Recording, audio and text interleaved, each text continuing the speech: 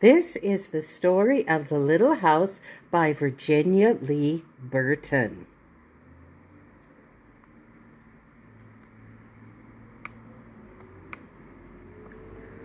Once upon a time, there was a little house way out in the country. She was a pretty little house, and she was strong and well built.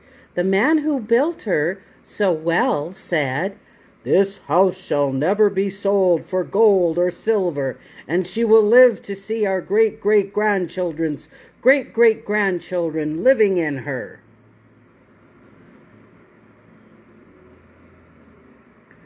The little house was very happy as I want you to be able to see the picture. The little house was very happy as she sat over the hill and watched the countryside around her. She watched the sun rise in the morning, she watched the sun set in the evening, and each one was a little different from the one before, but the little house stayed just the same.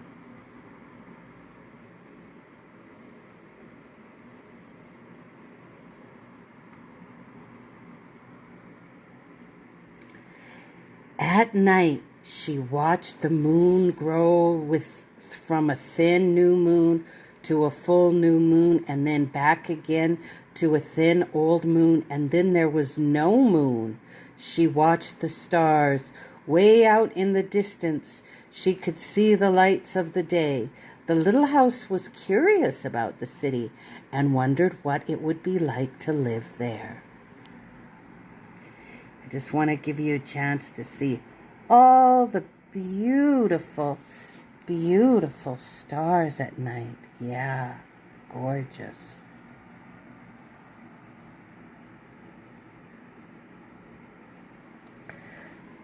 The little house, time passed quickly for the little house and as she watched the countryside slowly change with the seasons. In the spring, when the days grew longer and the sun warmer, she waited for the first robin to return from the south. She watched the grass turn green. She watched the buds on the trees swell and the apple trees burst into blossom. Oh, how beautiful. In the long summer days, she sat and watched the trees cover themselves with leaves, and white daisies covered the hill. She watched the gardens grow, and she watched the apples turn red and ripen, and she watched the children swimming in the brook. See, here's the children swimming in the brook, you can see. Oh, look, now it's turning to fall. In the fall, when the days grew shorter and the nights colder, she watched the first frost turn the leaves to bright yellow and orange and red. She watched the harvest gathered and the apples picked. She watched the children going back to school.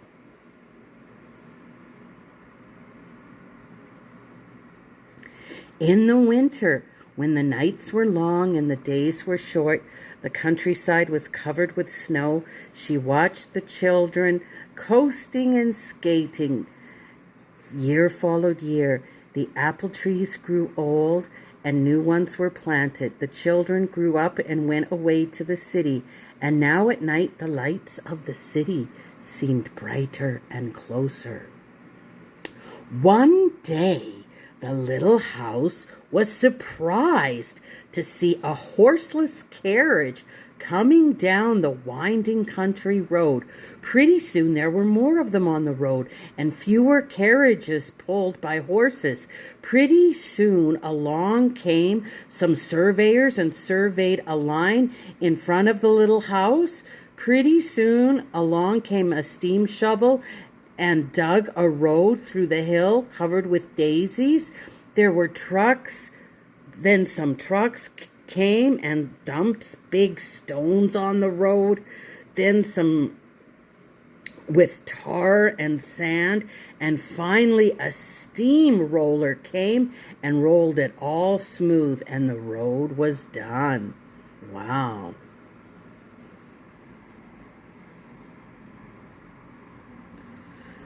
Now the little house watched, and the trucks and the automobiles going back and forth in the city, gas stations, roadside stations, and small houses followed the new road.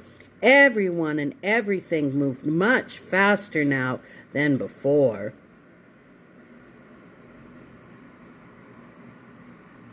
More roads were made, and the countryside was divided into lots. More houses and bigger houses, apartment houses and tenement houses, schools, stores, and garages spread all over the land and crowded around the little house. No one wanted to live in her and take care of her anymore. She couldn't be sold for gold or silver, so she just stayed there and watched. Now it was not so quiet and peaceful at night. Now the lights of the city were bright and very close, and the street lights shone all night. This must be living in the city, thought the little house, and she didn't know whether she liked it or not. She missed the field of daisies and the apple trees dancing in the moonlight.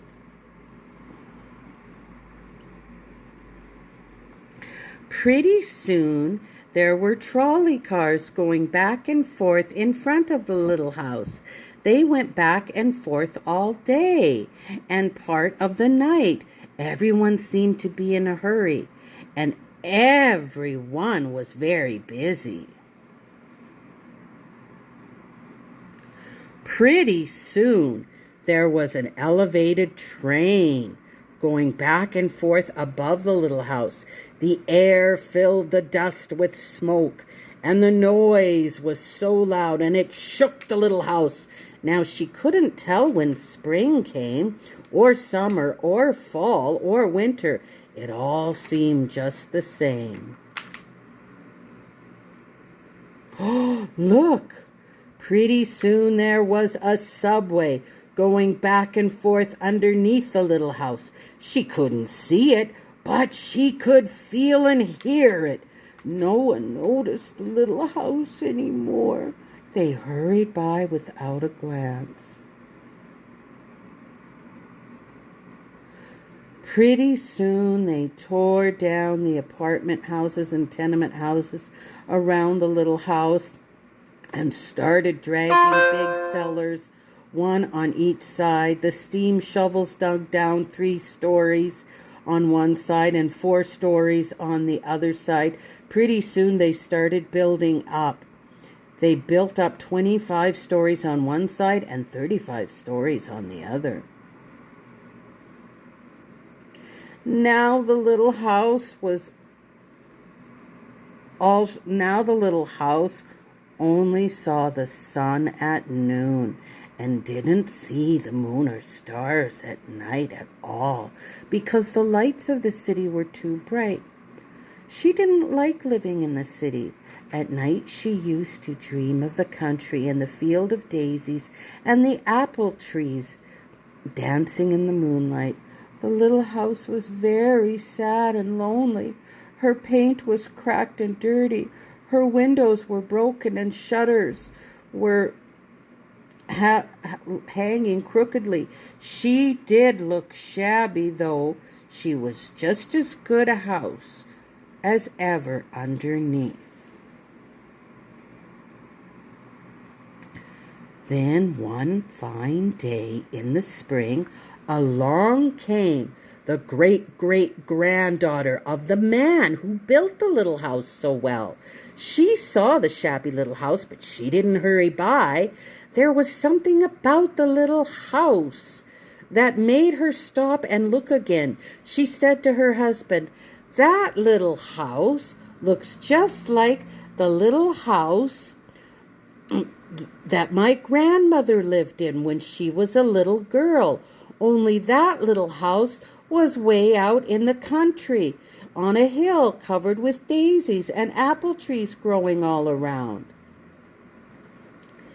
They found out it was the very same house, so they went to the movers to see if the house could be moved. The movers looked the little house all over and said, "Sure, this house is as good as ever. She's built so well, we could move her anywhere." So they jacked up the little house and put her on wheels, and traffic was held up for hours as they slowly moved her out of the city. And here they are, moving her out of the city, and everybody's watching. And here she is, traveling down the country roads. Now, at first, the little house was frightened, but after a while, she got used to it. She rather liked it. That's right, she rather liked it. The road was bumpy, and she was a little scared, but she got used to it. They rolled around the road, and they rolled around the little woods. They rolled around in the country, and when the little house saw the green grass and heard the birds singing, she didn't feel sad anymore. They went along, but they couldn't seem to find just the right place. Then they tried the little house here, they tried her there. Then finally, they saw a hill in the middle of the field and the apple trees growing around. "There," said the great-great-granddaughter, "that's just the place."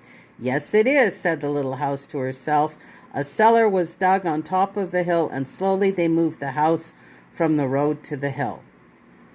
The windows and the shutters were fixed, and once again they painted her a lovely shade of pink. As the little house settled down on her new foundation, she smiled happily. Once again she could watch the sun and the moon and the stars, and once again she could watch spring and summer and fall and winter come and go. Once again she was lived in and taken care of. Never again would she be curious about the city. Never again would she want to live there. The stars twinkled above her. The moon was coming up. It was spring, and all was quiet and peaceful in the country. And that's the end of the little house.